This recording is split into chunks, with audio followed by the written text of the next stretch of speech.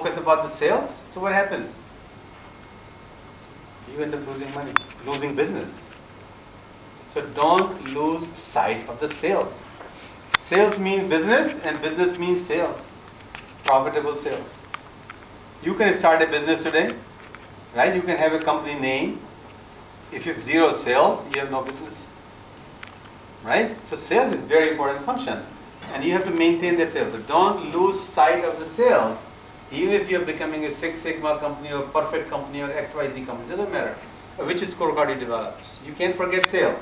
Sales is very important. And then profit does matter. There are operations excellence. So you have to run, now that comes from your profit improvement. How do you do that? So this is your supply cost, cost of material. This is the cost of operations. Right? So you need to be operational excellence.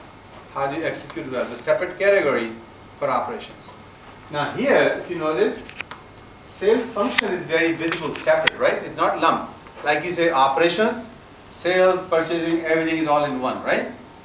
But sales does get separate attention. Because it's very different, big element. No sales, no business. And bad purchasing, bad business. So sales got a separate element for itself. Purchasing got a separate element for itself because these are very big, expensive elements. And then you have operational execution, everything else combined in there.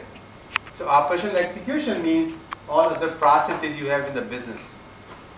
Now, even there, if you have all of the processes in business, you don't have to do everything. You can prioritize which processes are more critical for your business. And that varies from business